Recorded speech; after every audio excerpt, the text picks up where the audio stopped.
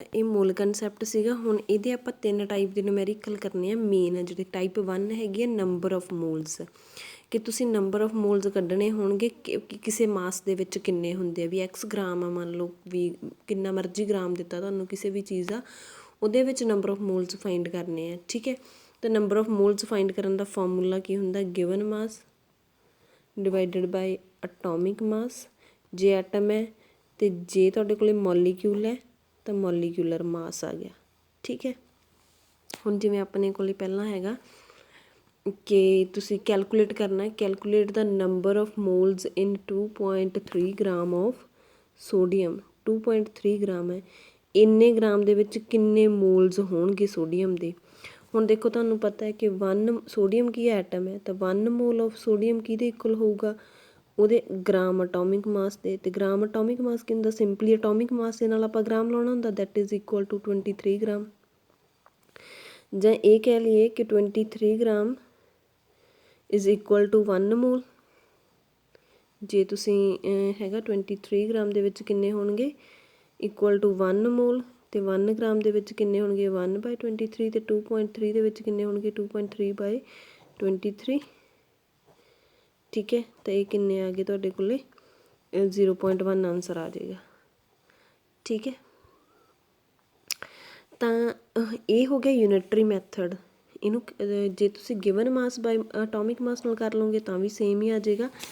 Given ਮਾਸ bye atomic ਮਾਸ means given ਮਾਸ ਕਿੰਨਾ 2.3 divided ਬਾਈ ਕਿੰਨਾ ਆ ਗਿਆ 23, ਤਾਂ ਕਿੰਨੇ ਮੋਲਸ ਆ ਗਏ 0.1। ਜਿਹੜਾ ਮੈਂ ਪਹਿਲਾਂ ਕਰਾਇਆ ਤੁਹਾਨੂੰ ਉਹ ਹੈਗਾ ਯੂਨਿਟਰੀ ਮੈਥਡ। ਯੂਨਿਟਰੀ ਮੈਥਡ ਕੀ ਹੁੰਦਾ ਕਿ ਆਪਾਂ ਨੂੰ 2 ਚੀਜ਼ਾਂ ਦੀ ਮੰਨ ਲਓ ਕੁਆਂਟਿਟੀ ਦਿੱਤੀ ਆ, ਜਾਂ 2 ਦੀ ਕਿੰਨਿਆਂ ਦੀ ਵੀ ਦਿੱਤੀ ਹੈ, 1 ਤੋਂ ਜ਼ਿਆਦਾ ਦੀ ਦਿੱਤੀ ਹੈ, ਤਾਂ ਉਹਦੇ ਤੋਂ ਆਪਾਂ ਪਹਿਲਾਂ 1 ਦੀ ਫਾਈਂਡ ਕਰ ਲਈਏ, ਫਿਰ ਉਸ ਤੋਂ ਬਾਅਦ ਜਿੰਨੀਆਂ ਦੀ ਫਾਈਂਡ ਕਰਨੀ ਉਹਦੇ ਨਾਲ ਉਹਨੂੰ ਮਲਟੀਪਲਾਈ ਕਰ ਦਈਏ। ਜਿਵੇਂ ਆਪਾਂ ਲੋਅਰ ਕਲਾਸਿਸ 'ਚ ਪੜ੍ਹਦੇ ਹਾਂ ਕਿ 5 ਪੈਨ ਦੇ ਜਿਹੜੀ ਹੈਗੇ ਆ ਵੈਲਿਊ ਉਹ ਇੰਨੀ ਆ, 5 ਪੈਨ ਇੰਨੇ ਦੇ ਆਉਂਦੇ ਆ, ਤਾਂ 7 ਪੈਨ ਕਿੰਨੇ ਦੇ ਆਉਣਗੇ। ਤਾਂ 5 ਚੋਂ ਪਹਿਲਾਂ ਤੁਸੀਂ 1 ਪੈਨ ਦੀ ਕੱਢ ਲਓਗੇ ਵੈਲਿਊ, ਦੈਨ ਉਹਨੂੰ ਮਲਟੀਪਲਾਈ ਕਰ ਦੋਗੇ ਤਾਂ ਤੁਹਾਡੇ ਕੋਲ 7 ਦੀ ਆ ਜਾਏਗੀ। ਠੀਕ ਹੈ, ਤਾਂ 1 ਮੋਲ ਆਫ ਸੋਡੀਅਮ ਐਟਮ, ਇੰਨੇ ਐਟਮਸ ਹੋਣਗੇ ਇਹਦੇ ਵਿੱਚ। ਠੀਕ ਹੈ, ਅਤੇ 23 gram of sodium contain 1 mall, ਅਤੇ 1 ਗ੍ਰਾਮ ਕਿੰਨੇ ਹੋਣਗੇ 1/23 ਮੋਲ, ਅਤੇ 2.3 'ਚ ਕਿੰਨੇ ਹੋਣਗੇ 2.3 × 23।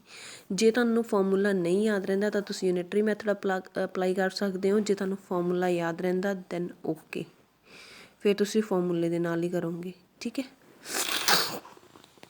ਉਸ ਤੋਂ ਬਾਅਦ ਤੁਹਾਡੇ ਕੋਲ type 2 that is mass of an atom. ਇਹਦੇ ਲਈ ਫਾਰਮੂਲਾ ਹੈਗਾ ਅਟੋਮਿਕ ਮਾਸ ਡਿਵਾਈਡਡ ਬਾਈ 6.022 × 10⁻23।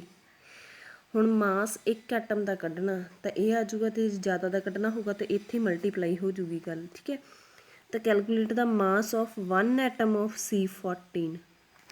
C14 ਦੇ ਮਾਸ, ਇੱਕ ਐਟਮ ਦਾ ਮਾਸ ਫਾਈਂਡ ਕਰਨਾ। C14 ਜਦੋਂ ਲਿਖਿਆ ਹੋਵੇ ਤਾਂ ਜਿਹੜੀ ਚੀਜ਼ ਇੱਥੇ ਦਿੱਤੀ ਹੁੰਦੀ ਆ ਉੱਪਰ ਉਹਦਾ ਅਟੋਮਿਕ ਮਾਸ ਹੁੰਦਾ। ਠੀਕ ਹੈ, ਹੁਣ ਆਪਾਂ ਨੂੰ ਅਟੋਮਿਕ ਮਾਸ ਪਤਾ ਕਿਹਦੇ ਇਕੁਅਲ ਹੁੰਦਾ 1 ਮੋਲ ਦੇ। ਕਲੀਅਰ, ਗ੍ਰਾਮ ਅਟੋਮਿਕ ਮਾਸ ਕਹਿ ਲਓ ਜਾਂ ਅਟੋਮਿਕ ਮਾਸ। ਠੀਕ ਹੈ, ਉਹ ਕਿਹਦੇ ਇਕੁਅਲ ਹੋ ਗਿਆ ਆਪਣੇ ਕੋਲ 1 ਮੋਲ ਦੇ। ਅਟੋਮਿਕ ਮਾਸ 14 ਆ ਗਿਆ, 14 ਨੂੰ ਡਿਵਾਈਡ ਕਰ ਦਿਓ 6.022 ਦੇ ਨਾਲ, ਤਾਂ ਤੁਹਾਡੇ ਕੋਲ ਇੰਨੇ ਐਟਮਸ ਆ ਜਾਣਗੇ। ਸੌਰੀ ਇੰਨਾ ਮਾਸ ਆ ਜਾਏਗਾ ਇੱਕ ਐਟਮ ਦਾ 2.32 × 10⁻23। ਠੀਕ ਹੈ, with the help of formula ਵੀ ਆ ਜਾਏਗਾ ਅਤੇ ਯੂਨਿਟਰੀ ਮੈਥਡ ਨਾਲ ਵੀ ਤੁਸੀਂ ਕਰ ਸਕਦੇ ਹੋ। ਠੀਕ ਹੈ, ਸਿਮਿਲਰਲੀ ਤੁਹਾਡੇ ਕੋਲ 1 ਮੋਲੀਕਿਊਲ ਦਾ ਹੋ ਗਿਆ, 1 ਮੋਲੀਕਿਊਲ ਦਾ ਮਾਸ ਆ ਗਿਆ। ਤਾਂ ਵਾਟਰ ਦੇ, ਤਾਂ ਵਾਟਰ ਦਾ ਮੋਲੀਕੂਲਰ ਮਾਸ 18, ਤਾਂ 18 divided by 6.022 × 10⁻23 mass of 1 molecule of water. ਅਤੇ ਜੇ 1 ਮੋਲੀਕਿਊਲ ਦਾ ਕੱਢਣਾ ਤਾਂ ਅਟੋਮਿਕ ਮਾਸ ਦੀ ਜਗ੍ਹਾ ਮੋਲੀਕੂਲਰ ਮਾਸ ਆ ਜਾਏਗਾ। ਠੀਕ ਹੈ, ਹੁਣ ਦੇਖੋ ਮੋਲੀਕੂਲਰ ਮਾਸ ਕਿੰਨਾ 18 ਗ੍ਰਾਮ, ਇਹ ਕਿਹਦੇ ਇਕੁਅਲ ਆ 1 ਮੋਲ ਦੇ। ਇਹਦੇ ਵਿੱਚ ਮੋਲੀਕਿਊਲਸ ਕਿੰਨੇ ਆ 6.022 × 10⁻23। ਠੀਕ ਹੈ, ਕਿ 18 ਗ੍ਰਾਮ ਜੇ ਤੁਸੀਂ ਲਿਆਉਂਦੇ ਆ ਤਾਂ ਉਹਦੇ ਵਿੱਚ ਇੰਨੇ ਮੋਲੀਕਿਊਲਸ ਹੋਣਗੇ ਪਾਣੀ ਦੇ, ਜਾਂ ਇੰਨੇ ਮੋਲੀਕਿਊਲ ਦਾ ਭਾਰ ਕਿੰਨਾ 18 ਗ੍ਰਾਮ ਹੈ। ਠੀਕ ਹੈ, ਅਤੇ 1 ਗ੍ਰਾਮ 'ਚ ਕਿੰਨੇ ਹੋਣਗੇ, ਜਾਂ 1 ਮੋਲੀਕਿਊਲ ਦਾ ਵੇਟ ਕਿੰਨਾ ਹੋਏਗਾ ਉਹ ਵੀ ਤੁਸੀਂ ਕੱਢ ਸਕਦੇ ਹੋ। ਠੀਕ ਹੈ, ਉਸ ਤੋਂ ਬਾਅਦ ਨੈਕਸਟ ਹੈਗਾ ਆਪਣੇ ਕੋਲੇ type 3 number of atoms find ਕਰਨੇ, ਔਰ this is the most important type, number of atoms find ਕਰਨੇ। ਇੱਕ ਮੋਲ ਦੇ ਵਿੱਚ ਐਟਮਸ ਕਿੰਨੇ ਹੁੰਦੇ ਆ 6.022 × 10⁻23, ਠੀਕ ਹੈ, x ਗ੍ਰਾਮ ਹੈ ਜੇ ਤੁਹਾਡੇ ਕੋਲੇ। Then means x gram understood ਹੀ ਹੁੰਦਾ, ਪਰ ਮੋਲ ਲਿਖਿਆ ਮੀਨਸ ਇਹ ਅੱਗੇ ਚਲੋ ਡਿਸਕਸ ਕਰਦੇ ਹਾਂ ਆਪਾਂ। ਹੁਣ ਤੁਹਾਨੂੰ ਜਿਹੜੇ ਹੈਗੇ ਆ ਆਪਾਂ ਫਾਈਂਡ ਕਰਨੇ ਆ, calculate the number of atoms in each of the following, ਠੀਕ ਹੈ, ਸਾਰਿਆਂ ਦੇ ਵਿੱਚ ਜਿਹੜੇ ਹੈਗੇ ਆ। ਹੁਣ ਤੁਹਾਨੂੰ ਇੱਥੇ ਔਰ ਜਿਹੜੇ ਨੰਬਰ ਆਫ ਐਟਮਸ ਆ ਇਹ ਕਿਹਦੇ 'ਤੇ ਡਿਪੈਂਡ ਕਰਦੇ ਆ, ਪਿੱਛੇ ਜਿਹੜੀਆਂ ਯੂਨਿਟਸ ਦਿੱਤੀਆਂ ਉਹਨਾਂ 'ਤੇ ਬਹੁਤ ਡਿਪੈਂਡ ਕਰਦੇ ਆ। ਹੁਣ ਇਹਨਾਂ ਸਾਰੀਆਂ 'ਚ ਹੈਗਾ 52 52 52 ਹੀ ਹੈ, ਪਰ ਉਸ 52 ਦੇ ਵਿੱਚ ਜਿਹੜਾ ਹੈਗਾ, ਠੀਕ ਹੈ, ਹਰੇਕ ਦੇ ਵਿੱਚ ਨੰਬਰ ਆਫ ਐਟਮਸ ਅਲੱਗ-ਅਲੱਗ ਆਉਣਗੇ। ਇਹ ਨੰਬਰ ਆਫ ਐਟਮਸ ਆ ਜਿਹੜੇ ਉਹ ਯੂਨਿਟਸ 'ਤੇ ਬਹੁਤ ਡਿਪੈਂਡ ਕਰਦਾ, ਠੀਕ ਹੈ। ਕਿਵੇਂ ਡਿਪੈਂਡ ਕਰਦਾ ਦੇਖੋ, ਪਹਿਲਾਂ ਹੈਗਾ ਤੁਹਾਨੂੰ ਕੀ ਫਾਈਂਡ ਕਰਨਾ 52 ਮੋਲ ਆਫ ਆਰਗਨ, ਇਹਨਾਂ ਵਿੱਚ ਕਿੰਨੇ ਐਟਮਸ ਹੋਣਗੇ। ਹੁਣ ਆਪਾਂ ਨੂੰ ਪਤਾ 1 ਮੋਲ ਆਫ ਆਰਗਨ ਦੇ ਵਿੱਚ ਕਿੰਨੇ ਐਟਮਸ ਹੈ 6.022 × 10⁻23, ਅਤੇ 52 ਦੇ ਵਿੱਚ ਕਿੰਨੇ ਹੋਣਗੇ, ਇਹਨੂੰ ਸਿੰਪਲੀ 52 ਦੇ ਨਾਲ ਮਲਟੀਪਲਾਈ ਕਰਤਾ, ਅਤੇ ਜਿਹੜਾ ਵੀ ਆਨਸਰ ਆਊਗਾ ਉਹ ਤੁਹਾਡੇ ਕੋਲ ਇਹਨੂੰ ਮਲਟੀਪਲਾਈ ਕਰਕੇ ਉਹ ਕੀ ਹੋਣਗੇ, ਇਹਦੇ ਵਿੱਚ ਨੰਬਰ ਆਫ ਐਟਮਸ ਹੋਣਗੇ। ਸੈਕਿੰਡ ਆ 52 ਯੂਨੀਫਾਈਡ ਮਾਸ, ਯੂਨੀਫਾਈਡ ਮਾਸ ਆ, ਔਰ ਇਹ ਕਿਹਦੀ ਯੂਨਿਟ ਹੁੰਦੀ ਆ ਅਟੋਮਿਕ ਮਾਸ ਦੀ, ਅਤੇ ਅਟੋਮਿਕ ਮਾਸ ਇਕੱਲੇ ਅਟੋਮਿਕ ਮਾਸ ਦੀ ਯੂਨਿਟ ਹੁੰਦੀ ਹੈ। ਅਤੇ ਅਟੋਮਿਕ ਮਾਸ ਕੀ ਹੁੰਦਾ ਆਪਣੇ ਕੋਲੇ, ਮਾਸ ਆਫ 1 ਐਟਮ, ਇੱਕ ਐਟਮ ਦਾ ਮਾਸ ਹੁੰਦਾ, ਸਮਝ ਲੱਗ ਗਈ।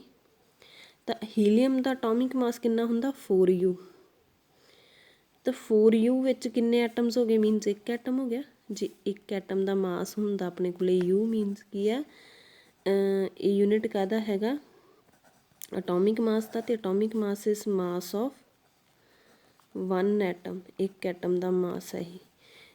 ਅਤੇ ਹੀਲੀਅਮ ਦਾ ਅਟੋਮਿਕ ਮਾਸ ਕਿੰਨਾ ਹੁੰਦਾ 52 ਯੂਨਿਟਸ, ਸੌਰੀ ਯੂਨੀਫਾਈਡ ਮਾਸ। ਤਾਂ ਇਹਦੇ ਵਿੱਚ ਜੇ ਆਪਣੇ ਕੋਲੇ ਕਿੰਨੇ ਐਟਮ ਹੋ ਗਏ 1, ਅਤੇ 1U ਦੇ ਵਿੱਚ ਕਿੰਨੇ ਹੋ ਗਏ 1/4, ਅਤੇ ਆਪਾਂ ਕਿੰਨਿਆਂ 'ਚ ਕੱਢਣੇ 52 ਵਿੱਚ, ਤਾਂ ਕਿੰਨੇ ਆ ਗਏ 13 ਐਟਮਸ ਆ ਗਏ, ਠੀਕ ਹੈ। ਨੈਕਸਟ ਹੁਣ ਆ ਗਿਆ ਆਪਣੇ ਕੋਲੇ 52 ਗ੍ਰਾਮ ਦੇ ਵਿੱਚ। ਹੁਣ 52 ਗ੍ਰਾਮ ਕੀ ਹੈ ਇਹਦਾ ਗ੍ਰਾਮ ਅਟੋਮਿਕ, ਜਦੋਂ ਤੁਹਾਨੂੰ ਕੁਆਂਟਿਟੀ ਗ੍ਰਾਮ 'ਚ ਹੋਵੇ, ਇੱਥੇ ਗ੍ਰਾਮ 'ਚ ਫਾਈਂਡ ਕਰਨੇ ਹੋਣ ਤਾਂ ਆਪਾਂ ਲੈਂਦੇ ਹਾਂ ਗ੍ਰਾਮ ਅਟੋਮਿਕ ਮਾਸ। ਅਤੇ ਹੀਲੀਅਮ ਦਾ ਗ੍ਰਾਮ ਅਟੋਮਿਕ ਮਾਸ ਕਿੰਨਾ ਹੁੰਦਾ 4 ਗ੍ਰਾਮ, ਅਤੇ ਗ੍ਰਾਮ ਅਟੋਮਿਕ ਮਾਸ ਕਿਹਨੂੰ ਰਿਪਰਜੈਂਟ ਕਰਦਾ 1 ਮੋਲ ਨੂੰ। ਅਤੇ 1 ਮੋਲ ਦੇ ਵਿੱਚ ਐਟਮਸ ਕਿੰਨੇ ਹੁੰਦੇ ਆ 6.022 × 10⁻23, ਤਾਂ 4 ਗ੍ਰਾਮ ਦੇ ਵਿੱਚ ਹੀਲੀਅਮ ਦੇ ਆਪਾਂ ਇਹ ਕਹਿ ਸਕਦੇ ਹਾਂ 4 ਗ੍ਰਾਮ ਕੀ ਉਹਦਾ 1 ਮੋਲ ਹੈ, ਤਾਂ 1 ਮੋਲ ਦੇ ਵਿੱਚ ਕਿੰਨੇ ਐਟਮਸ ਹੁੰਦੇ 6.022 × 10⁻23, ਮੀਨਸ 4 ਗ੍ਰਾਮ ਦੇ ਵਿੱਚ। 1 ਗ੍ਰਾਮ ਦੇ ਵਿੱਚ ਕਿੰਨੇ ਇਹਨੂੰ 4 ਨਾਲ ਡਿਵਾਈਡ ਕਰਤਾ, 52 'ਚ ਕਿੰਨੇ ਇਹਨੂੰ 52 ਨਾਲ ਮਲਟੀਪਲਾਈ ਕਰਤਾ, ਅਤੇ ਇਹਨੂੰ ਜਦ 13 ਤੁਸੀਂ ਨਾਲ ਮਲਟੀਪਲਾਈ ਕਰੋਗੇ ਤਾਂ ਇੰਨੇ ਐਟਮਸ ਆ ਜਾਣਗੇ, ਸਮਝ ਲੱਗ ਗਈ। ਤਾਂ 52 ਗ੍ਰਾਮ, ਤਾਂ ਜਿਹੜਾ ਹੁਣ ਆਪਣੇ ਕੋਲੇ ਗ੍ਰਾਮ ਅਟੋਮਿਕ ਮਾਸ ਹੈ ਦੈਟ ਇਜ਼ ਗ੍ਰਾਮ ਪਰ ਮੋਲ ਹੁੰਦਾ, ਕਿ 1 ਮੋਲ ਦੇ ਵਿੱਚ ਇੰਨੇ ਗ੍ਰਾਮਸ ਹੈ। U ਅਤੇ ਇਕੱਲਾ ਅਟੋਮਿਕ ਮਾਸ ਹੈ ਜਿਹੜਾ ਉਹ ਹੁੰਦਾ ਮਾਸ ਆਫ ਐਟਮ, ਇੱਕ ਐਟਮ ਦਾ ਮਾਸ, ਕਿ ਇੰਨੇ ਐਟਮ ਮਾਸ ਦੇ ਵਿੱਚ ਜਿਹੜਾ ਮਾਸ ਦਿੱਤਾ ਤੁਹਾਨੂੰ ਉਹਦੇ ਵਿੱਚ ਇੱਕ ਐਟਮ ਹੈ, ਠੀਕ ਹੈ। ਤਾਂ ਇਹ ਸੀਗਾ ਤੁਹਾਡੇ ਕੋਲੇ ਮੋਲ ਕਨਸੈਪਟ, ਬਾਕੀ ਤੁਸੀਂ ਇਹਦੀਆਂ ਪ੍ਰੈਕਟਿਸ ਕਰ ਲੈਣੀ ਹੈ, ਠੀਕ ਹੈ।